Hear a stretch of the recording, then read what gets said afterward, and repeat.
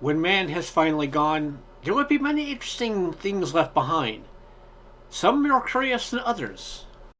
The Curse by Arthur C. Clarke. Read by Karl. For 300 years, while its fame spread across the world, the little town had stood here at the river's bend. Time and change has touched it lightly. It heard from afar both the coming of the Armada and the fall of the Third Reich, and all of man's wars had passed it by. Now it was gone, as though it had never been. In a moment of time, the toil and treasures of centuries had been swept away. The vanished streets could still be traced as faint marks in the vitrified ground, but of the houses nothing remained.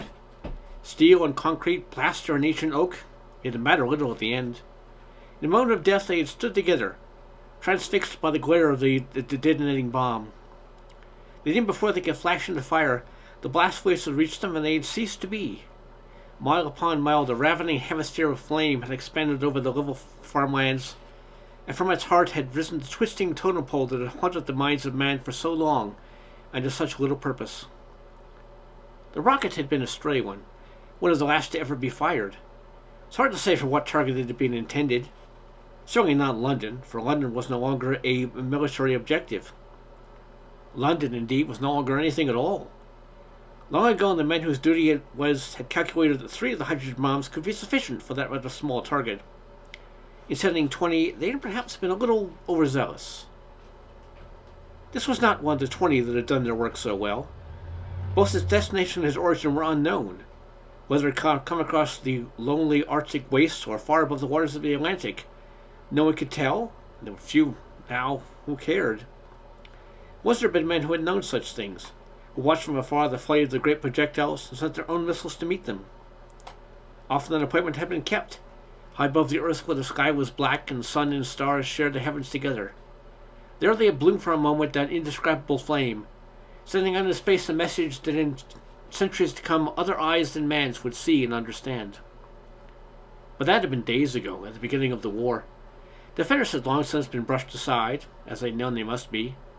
They had held on to life long enough to discharge their duty. Too late, the enemy had learned his mistake. He would launch no further rockets, those still falling he had dispatched hours ago, on secret trajectories that had taken them far out into space. They were returning now, unguided and inert, waiting in vain for the signals that should lead them to their destinies. One by one they were falling at random, on a world which they could harm no more. The river had already overflowed its banks. Somewhere down its course the land had twisted beneath that colossal hammer blow, and the way to the sea was no longer open. Dusk was still falling in a fine rain, as it would do for days as man's cities and treasures returned to the world that had given them birth. But the sky was no longer wholly darkened. In the west the sun was settling through banks of angry cloud.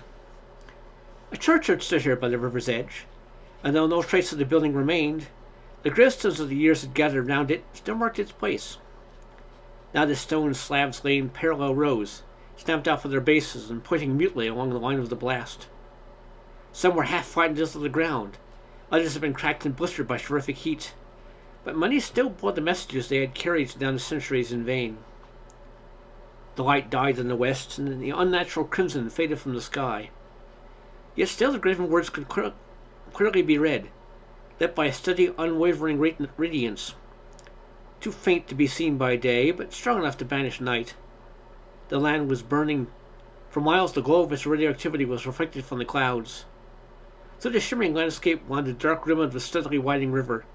As the waters submerged the land, that deadly glow continued unchanging in the depths. In a generation, perhaps, it would have faded from sight, but 100 years might pass before life could safely come this way again. Timidly, the water touched the worn gravestone that for more than 300 years had lain before the vanished altar.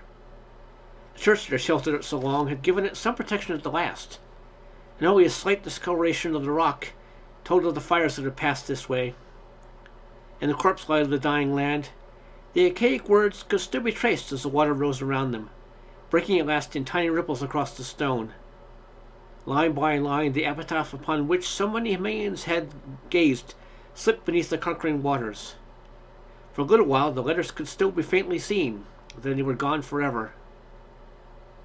Good friend, for I's sake forbear to dig the dust enclosed here. Blessed be the man it spares these stones. and cursed be he that moves my bones. Undisturbed through all eternity, the poet could sleep in safety now. In the silence and darkness above his head, the Avon was seeking its new outlet to the sea. The end.